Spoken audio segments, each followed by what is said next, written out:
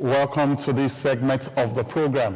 Inuagata Nosahai is still my name, and I'm here to add value to your day. And let's get into business. This morning, our conversation is on the topic 6 factors that could destroy a team. 6 factors that could destroy a team. There are so many factors that could destroy a team. But this morning, we are going to look at 6 critical ones, 6 factors that could destroy a team. And the first one is when the team leader is not an example of a team player. When the team leader is not an example of a team player. As a team leader, there is no way you will successfully drive team culture when you don't model teamwork. What you model before your people is what they will mirror back to you. For the team to succeed, you, the team leader, need to be an example of a team player. If somebody walks into the department, if somebody comes into the organization and asks who is the best team player in this department, in this organization, hands should point to the team head. Hands should point to the HOD. Hands should point to the manager. Hands should point to the supervisor. This is the right way to go.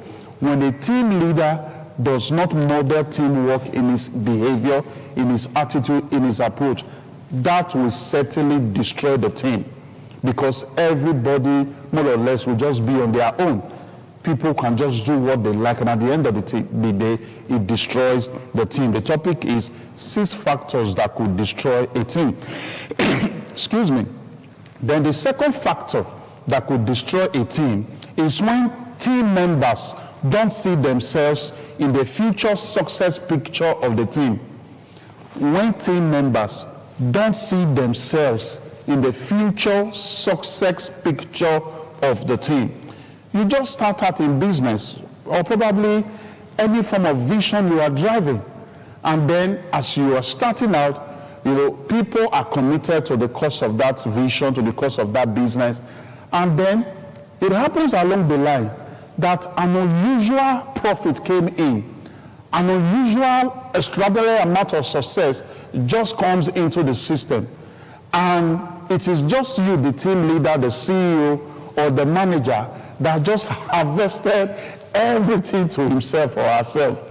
The people that, that is joining you to achieve success, especially this extraordinary success, extraordinary profit that is outside the norm that you do experience, you are not even carrying them along. There is no form of extra appreciation. Somebody has been given a target. Your team members have been given target, and 1 or 2 of them went far beyond the target that has been given, to him or her. And there is no form of extra tip or extra appreciation to that team member for going far beyond target. That will speak volume to that team member, that as we progress into the future, it appears I will not be considered, or I have nothing to enjoy. So when team members don't see themselves in the success picture of your team, it is very difficult to see the best of their commitment. This is what we see around. You see a situation whereby somebody is a school proprietor, a school proprietress, and then along the line, there is this huge success that comes in, especially, as the school is about to resume, and then school fees are paid, books are bought, uniforms are bought, new registration is taking place, there is extraordinary profits and, huge income that is coming in. And then it is just the proprietor or the proprietress that just take everything to him or herself. There is no extra that is given to the teachers, to the admin staff, to the people that help him or her to achieve these goals and objectives of the team. There is no extra thing that is given to them, to further stimulate, galvanize, and have them motivated to continue to give their best. When team members don't see themselves in this future success picture of the team, it could likely destroy the team. This is so important. Then the third factor that could, destroy a team is when the team leader is reputed for bias conflict resolution. This is dangerous. This is very, very dangerous. This is bad. What is bias conflict resolution? It's a situation whereby the team leader resolves a conflict against the offended and resolve it in favor of the offender. You know very well that person A or staff A or team member A is wrong. Team member B has been offended. And because of an affinity you have with team member B that is, with team member A that is the offender, you resolve that conflict in favor of team member A that is the offender and resolve it against team member B that is the offended. You are modeling a very wrong leadership, picture that is going to negatively resonate in the entire team and destroy the team. This is so important. Time will fail me to overstretch and emphasize it. But the fourth one is when team leaders react in demotivating ways to team members' performance failure or to team members' seemingly bad suggestions. You have given a target to a team member, and then he goes out there or she goes about carrying out the responsibility and tasks, and then at the end of the day, the team member performed below that target, and which we could term performance failure. And you react in such a way that the team members get so demotivated, so demoralized, and still lose the team member, and the team member is not able to put him or herself together to see that success is achieved in the next task or assignment or target that is given. You see situations whereby team leaders just starts using debilitating words, defacing phrases, the deflating phrases, and words that just make the team members to lose self-confidence, to lose self-esteem. And this, at the end of the day, as it demoralizes the team member, he is not able to give his best to the team starts suffering. That could also destroy a team. And in addition to this, on this point number 4, you see a situation whereby team leaders also react in very debilitating ways, sarcastic ways to what appears to be bad suggestions from team members. We are in a meeting. Opinions and suggestions are being solicited from team members to contribute to an issue that is being looked at. And then somebody made a statement that looks as if to you, the statement is not a very good one. And then the next thing you are saying as a team leader, do you even have sense at all? It's like your brain, you are not using them. When you respond or react like that, you will make that team member to go to his or her shell.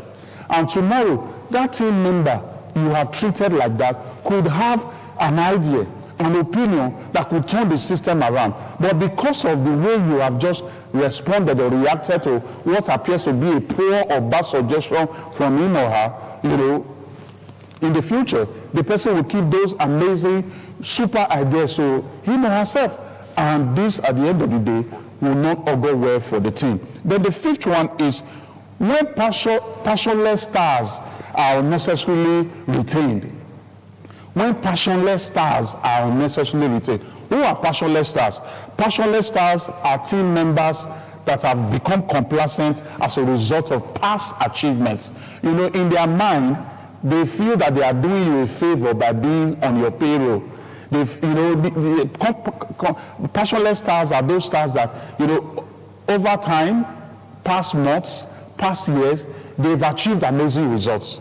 And because of these amazing results they've achieved, they think that is the end of the world. And as far as they are concerned, they have paid their dues. That's the language we hear around. They have paid their dues. And with this kind of mindset, they no longer give their best. Somebody said the largest room in the world is a room for improvement. There is always the next level. There is always what you can do better. You can always achieve better results. There is no apex to success. You can always bring in more gold. You can always bring in more laurels. This is so important. But you see a situation whereby many of these team members who have achieved amazing results in the past, they are just there, and the body language they exhibit becomes, a poor model, a bad model for the next generation of team members you have brought into the team. And retaining this kind of passionless team members can destroy the team. So it is very important as a team head, as a team leader, you watch it. Then the sixth one, we are looking at 6 factors that could destroy a team. The sixth one is when workplace procrastination is condoned. When workplace procrastination is condoned. Now, one dangerous side of procrastination is that it can make a system to lose advancement opportunities. When an employee, when a team member has not done what he or she is supposed to do to position the system, the company, the business to leverage an opportunity that may come up anytime, when that opportunity comes up and the team member has not done what he or she is supposed to do, it therefore means that the system, the business, or the organization will not be able to take advantage of such opportunity. And that is why it's very important as a team leader, don't condone workplace procrastination. And also know as a team member that when you procrastinate today, you are making it easy for yourself to procrastinate tomorrow. When you procrastinate today, it's like going to the gym of procrastination to train yourself up for more procrastination. An act of procrastination reinforces your tendency for more procrastination. It must not be condoned. It must not be tolerated. This is just so important. Now, as a way of recap, today we looked at, 6 factors that could result to team failure. Number 1, we said when the team leader is not an example of a good team player. Then number 2, when team members don't see themselves in the future success picture of the team. Then number 3, when the team leader is reputed for biased conflict resolution. Number 4, when team leaders react in demotivating manners to performance failure of employees and even poor idea suggestion of employees. Then number 5, when passionless stars are necessarily retained. Number 6, when procrastination is condoned. I believe lots of value have been added to you today. It's so important you reach me so that we can further take this conversation to the next level. Have team building sessions with your organization, with your team, with your group, and then be able to advance things to the next level for you. My phone number, the first one is 080 66 86 5060. I take it one more time. 080 66 86 5060. The second one is 080 529 29120. 080 529 29120. I'll be seeing you next week Wednesday. And when I return, I will still remain the amiable Inuarata